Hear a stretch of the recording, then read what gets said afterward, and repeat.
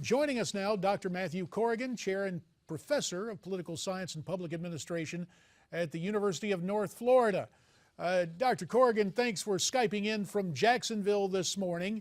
And what about that scenario Ellison Barber laid out? If Jeb Bush and Mitt Romney both get in the running for the nomination in 2016, would the benefit go to someone else, a Rand Paul, a Ted Cruz, or someone else in the running? I think it's really unpredictable. Obviously, Bush and Romney share some of the same establishment space.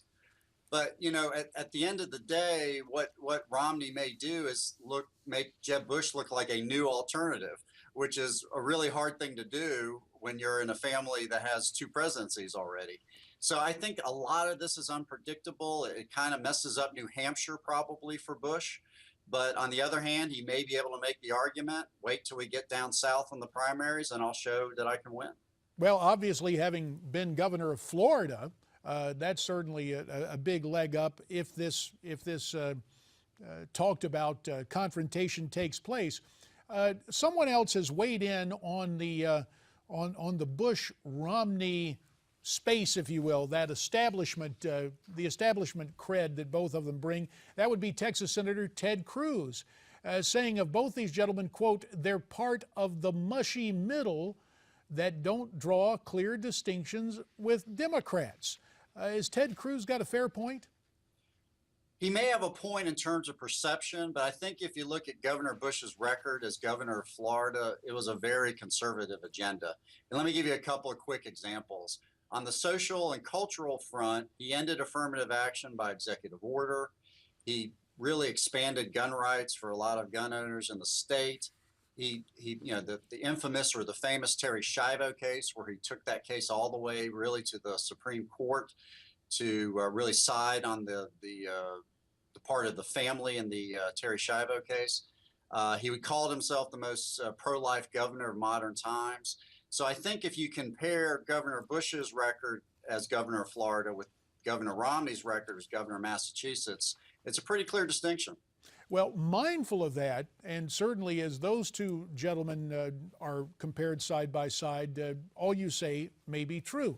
But on emerging issues for 2016, for example, immigration, where Governor Bush called illegal immigration an act of love, and his embrace of Common Core, will that create problems for him in a presidential campaign?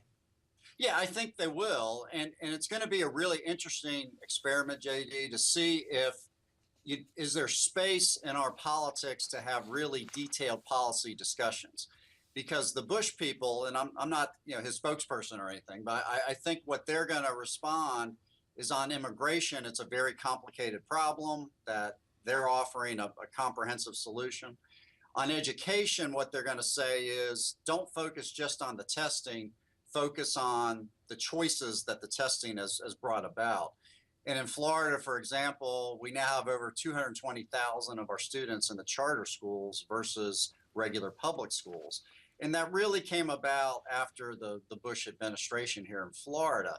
So they have arguments to really address these issues, but if they don't have the time and space, like you're giving me here to talk about that, they may not get much past Iowa and New Hampshire.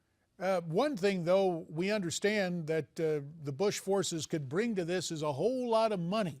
Do you expect Jeb Bush, if he gets into this thing, to really reach, we've heard a goal of like $100 million in a short period of time? Do you expect him to have that kind of fundraising prowess? 30 seconds remain. Yeah, I don't know about the exact figure. The Bushes will never have a problem raising money. I mean, this is, again, a family that's been in it since the 1950s. Jeb Bush can raise the money. The question is, can he connect with some of the base of the party, or at least, give the base some comfort as he goes forward on this endeavor? And as we move forward in campaign year 2016, it'll be upon us before we know it. We'll be calling on you again, Dr. Matthew Corrigan, the Chair and Professor of Political Science and Public Administration at the University of North Florida. Thanks so much for your time, Matt. And America's Forum will continue right after this on News.